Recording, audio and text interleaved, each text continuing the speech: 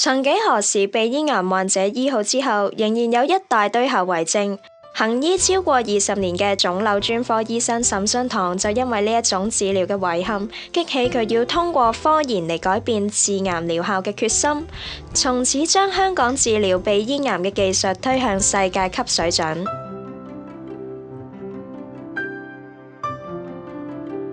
腫瘤科裏頭嘅鼻咽癌係一個我哋所謂 bread and butter。平日裏頭咧，你冇可能一個腫瘤科醫生唔識醫鼻咽癌。咁而喺國際上文獻咧，關於鼻咽癌好少，理由就係佢根本都冇。香港咧，全世界鼻咽癌嘅研究裏頭真係領先嘅，曾經係全世界每年佔全世界嘅臨床研究10%嘅。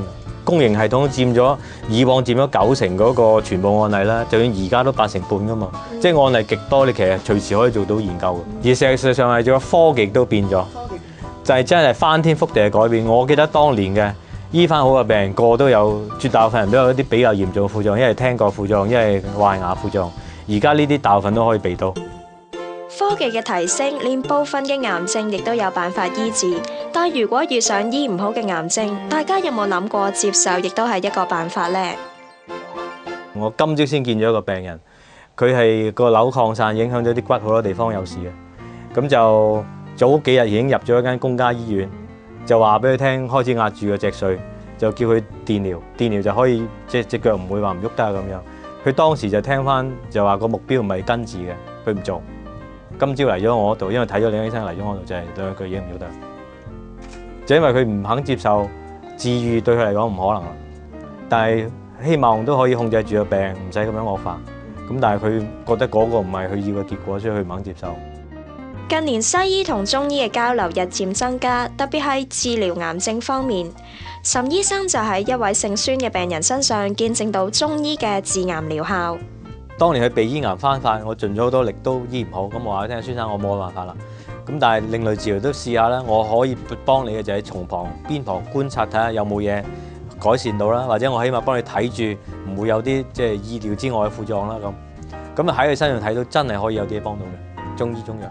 氣功唔信嘅人就梗係話我 bias 啦，但係即係一次再次好多時見到噶嘛。尤其是你話個病個精神狀態係會好咗，副作用少咗，呢個好肯定嘅。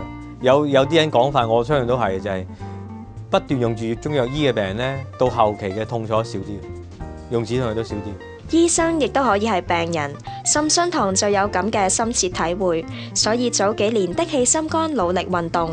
我爸我85、89啊咁樣噶啦，咁然後咧近來開始見到即係老人家病啦，咁然後我就醒起我都會老噶，我都會病噶，咁然後我就改變我嘅生活習慣，我要我大概幾個月前就同我開始做多啲運動，包括去 gym 啊咁樣，即係正式揾 trainer 嚟做翻要做嘅嘢，咁然後就發覺我好多關節咧已經比應該有嗰個 range 咧細咗啦，咁然後咧我就話俾我嘅 trainer 聽，我話我希望我15年後咧仲做得翻晒我今日做到嘅嘢。咁然後我先後2次左右兩邊肩周炎啊，痛到要食嗎啡㗎。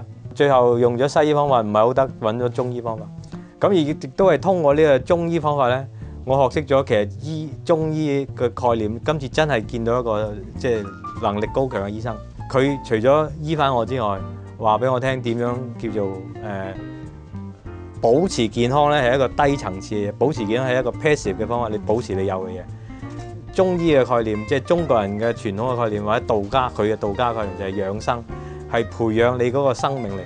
我應該10零年前開始咧，就係早餐淨係食麥皮嘅。當年咧要落奶先至食得落，如果唔係悶啊。咁收尾咧就奶都唔使落啦，乜都冇啊，冇糖冇奶喎，即係好多人頂唔順嘅。咁而家咧就差唔多即係當然同人即係應酬，你梗係唔可以乜都唔食啦。除此之外，差唔多係食素嘅，接近食素。養生方法原來就係咁簡單，其實你我都可以輕易做得到。